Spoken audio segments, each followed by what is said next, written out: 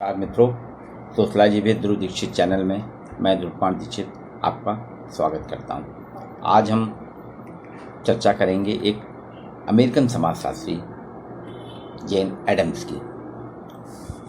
हम समय समय पे समाजशास्त्री अवधारणाएं, समाजशास्त्री सिद्धांत और समाजशास्त्री सिद्धांतों के साथ साथ समाज में हो रहे बदलावों की चर्चा करते हैं। इसी संदर्भ में समय समय पे बीच बीच में मैंने कुछ समाजशास्त्रियों के संस्मरण, उनकी जीवनी को भी जानने का प्रयास किया, क्योंकि हम सभी समाजशास्त्र के विद्यार्थी जब तक समाजशास्त्र को की अंतर्दृष्टि को नहीं प्राप्त करेंगे, समाज को नहीं जान सकते। इसी क्रम में आज मैं एक अमेरिकन समाजशास्त्री जेन एडम्स की चर्चा कर रहा हूँ आपके साथ। इनका जन्म 6 सितंबर 1860 को हुआ था।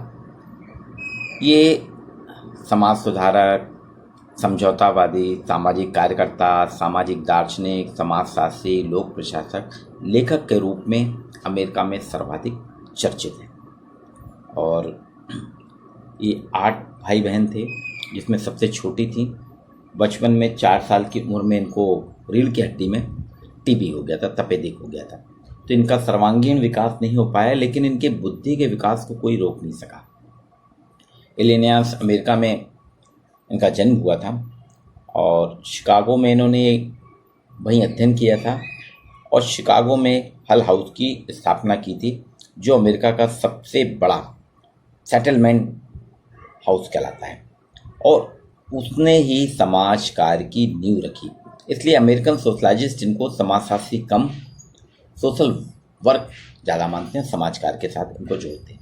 आज इन्हीं पे मैं आपके साथ चर्चा कर रहा हूँ। जेन एडम्स, जो कि 6 सितंबर 1860 को अमेरिका यूनाइटेड स्टेट में आपका जन्म हुआ था और 21 मई 1935 को आपका निधन हुआ।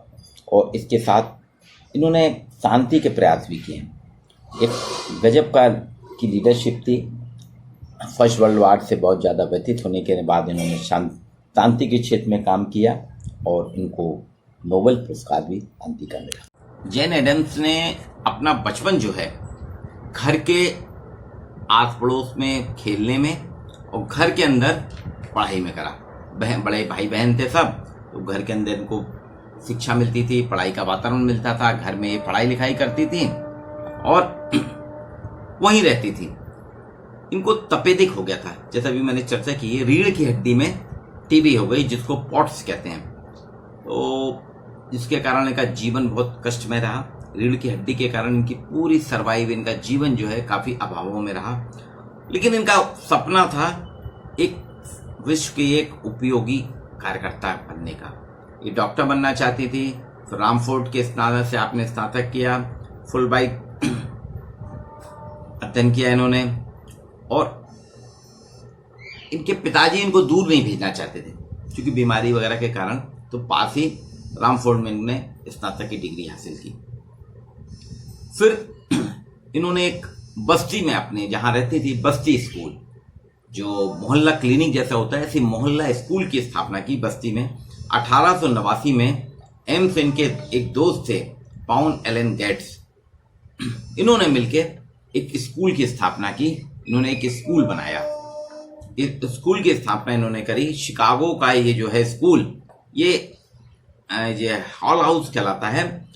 हॉल हाउस कहलाता है, जो कि वास्तव में एक समझौता स्कूल था, जो कि यहाँ पे एक लोगों को सिखाने सीखने का स्कूल था, रिसर्च था।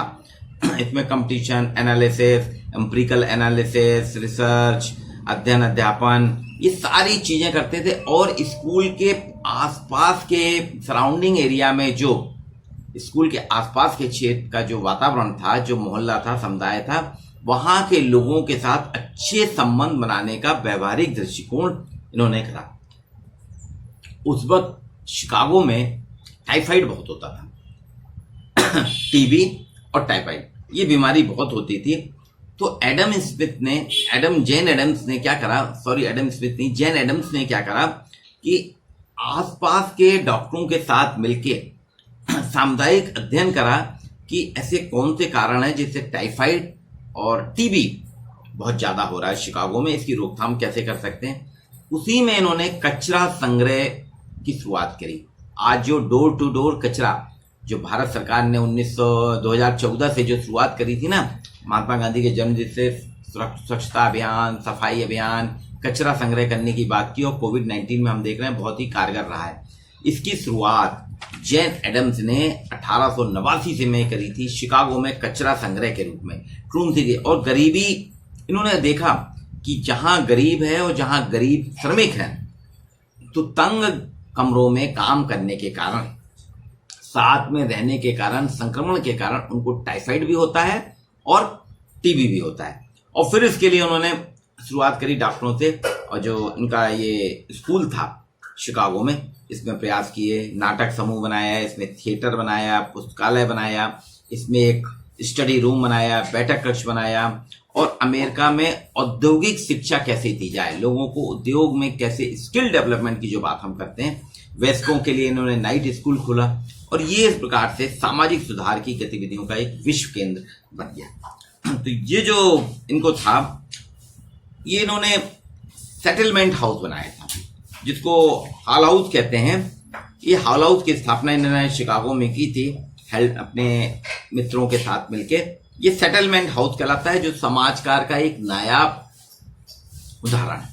और अभी जो कोविड-19 में हम देख रहे हैं, जिस तरह का काम अभी हो रहा है, उस वक्त कोई महामारी नहीं थी, लेकिन जैन एडम्स ने उस वक्त इसकी शुरुआत करी थी, और उसी परिप्रेक्ष्य में अगर आज हम करते हैं तो भारत में भी कुछ सुधार, बहुत कुछ उसी आधार पे काम किया गया, और हमको देख रहे हैं उसके अच्छे प्रतिफल मिले हैं।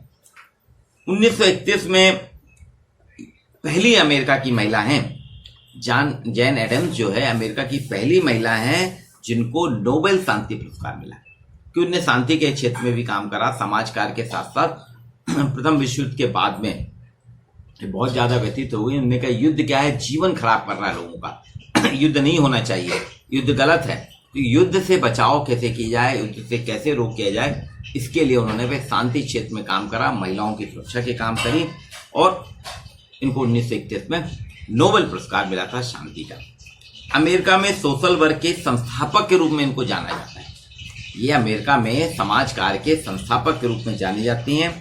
इन्होंने महिला पाठशाला की, शिक्षित की, महिलाओं की चिंता, बच्चों की जरूरतें, इनका कहना था कि जो काम नगर निगम जो है, म्यूनिसिपैलिटी कॉर्पोरेशन में पुरुष करते हैं, उन कामों में अगर महिलाओं को रखा जाए, जैसे स्वास्थ्य, चिकित्सा, साफ सफाई, बच्चों की देखभाल, तो ये महिलाएं पुरुषों की तुलना में ज्यादा अच्छे से कर सकती हैं। इसी पे उन्होंने एक अध्ययन भी करा था।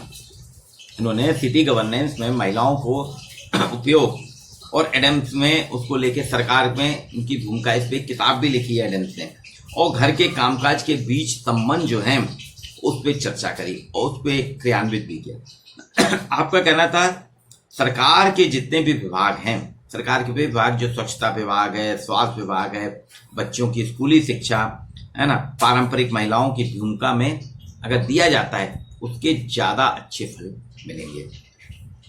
इनका कहना था महिलाएं पुरुषों से ज्यादा बच्चों की देखभाल अच्छे से कर सकती हैं, साफ सफाई अच्छे से कर सकती हैं, और निजी क्षेत्र में इनको अगर आगे बढ़ने का मौका दिया जाए, महिलाओं को अगर पुरुषों की अपने साथ में रखा जाए, तो निजी क्षेत्र की भागीदारी से महिलाएं जो है अपने आसपास का वातावरण स्वच्छ रखेंगी, वहां जागरूकता फैलाएंगी, बच्चों की देखभाल बहुत अच्छे बेहतर तरीके से करेंगी। तो ये एक था।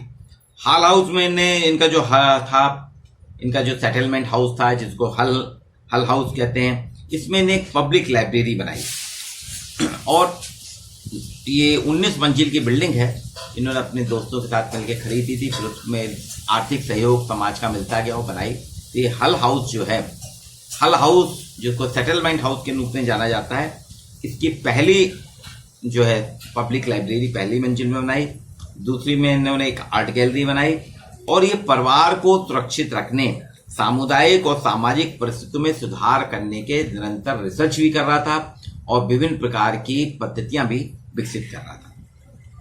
इन्हें नैतिक सिद्धांत के 3 सूत्र बनाए कि नैतिक सिद्धांत, व्यक्ति में नैतिकता लाने के लिए नैतिक सिद्धांत बनाना जरूरी है, और नैतिकता के लिए इनको कहा कि हमें सबसे पहले सिखाने के लिए हमें वो प्रयास करना पड़ेंगे, लोगों को नैतिकता कैसे लाए, सहयोग का अभ्यास करना, हमें सहयोगी अभ्यास करना पड़ेगा, और दूसरा सामाजिक लोकतंत्र का अभ्यास, मतलब लोकतंत्र डेमोक्रेसी हमारी कैसी होना चाहिए, सामाजिक कार्यों वाली होनी चाहिए।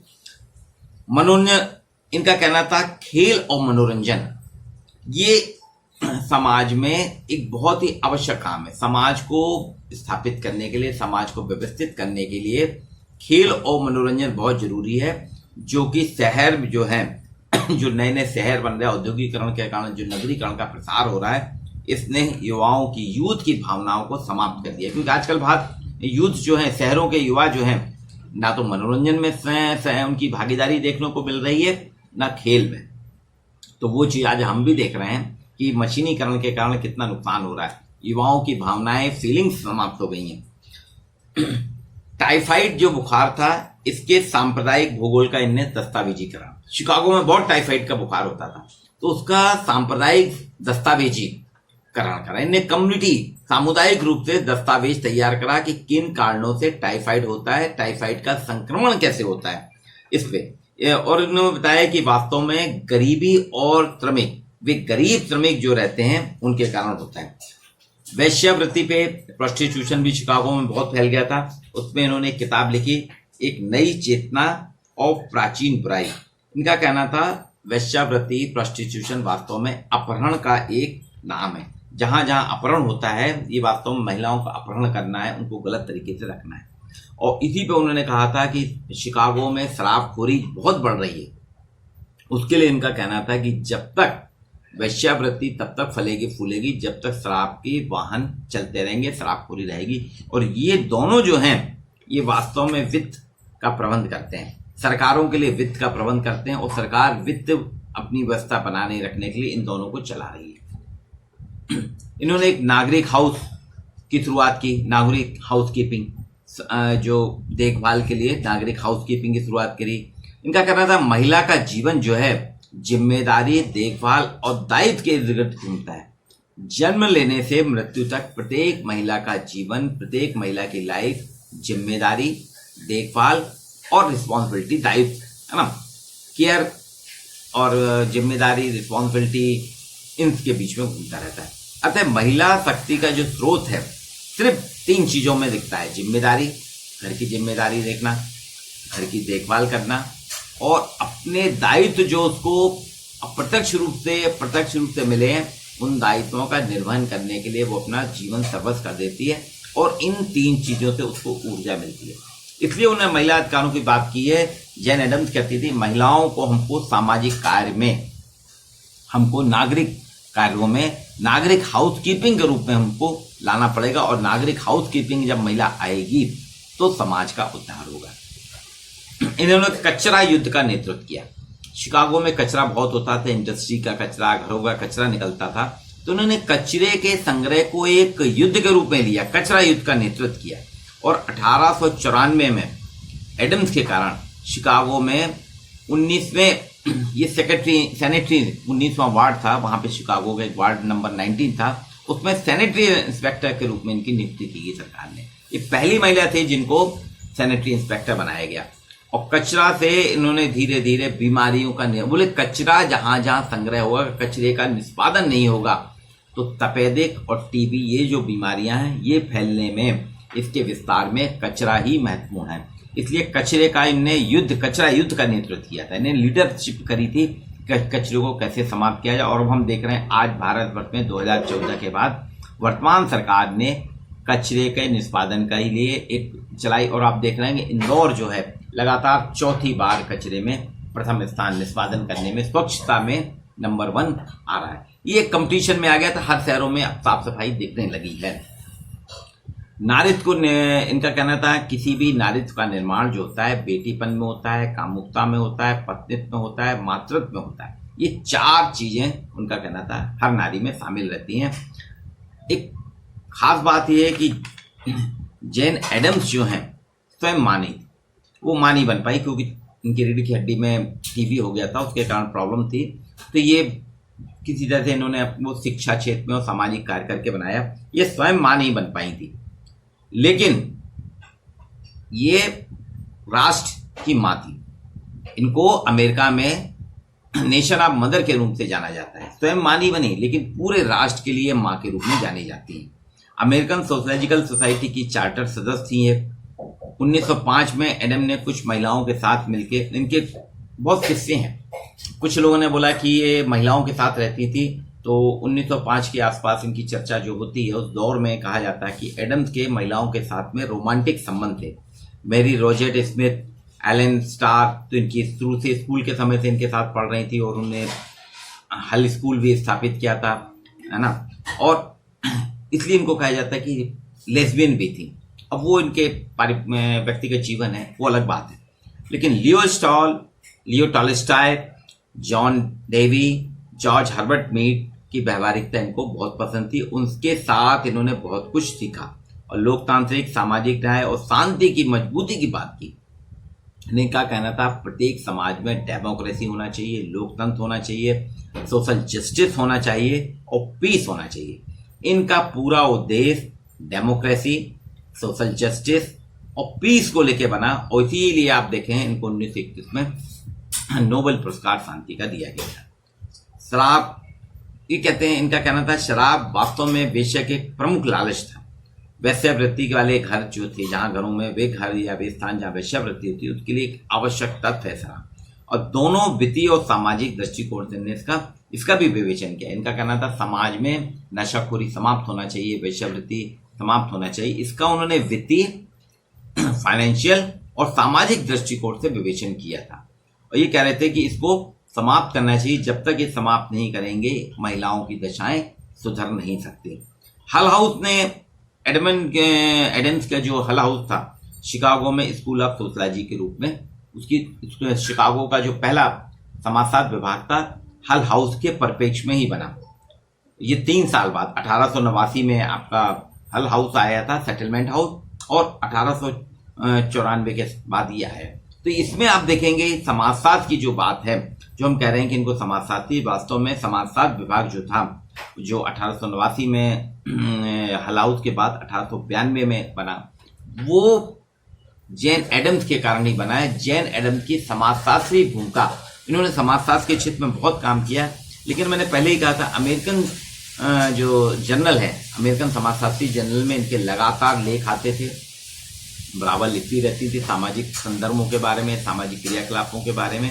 लेकिन इनको समाजशास्त्र के रूप में कम जाना गया, क्योंकि यूनिवर्सिटीज वगैरह में जो भाषण देती थी, जो लेखन कार्य करती थी, जो इनके उद्बोधन होते थे, वो समाजशास्त्री परिप्रेक्ष्य में कम, सामाजिक कार्य, सोशल वर्क के परिप्रेक्ष्य में अधिक होते थे। इनको वैसे भी अमेरिकन राष्ट्र का नेशन मदर का दर्जा दिया गया है, नोबेल पुरस्कार मिला। कि जैन जो थी, एडम्स जैन, ये एक बहुत ही कि कैसे बचपन में इन्होंने अपने आप को संभाला, जीवित रखा और निरंतर प्रयास करते हुए महिला, बच्चे, युवा, श्रमिक, इनका कहना था कि बच्चों को बाल श्रम से बहुत खिलाफ किया, इन्हें बहुत बड़ा आंदोलन किया था बाल श्रम के खिलाफ। इनका कहना था बच्चों के पसीने में और बच्चों के काम में बच्चों का पूरा बचपना खत्म हो जाता है और वो बाद में गंभीर बीमारियों से ग्रसित हो जाते हैं, इसलिए बाल श्रम समाप्त किया जाए। तो ये जैन एडम्स जो हैं एक प्रख्यात समाजशास्त्री अमेरिका की, जिनके बारे में आज मैंने आपसे चर्चा की।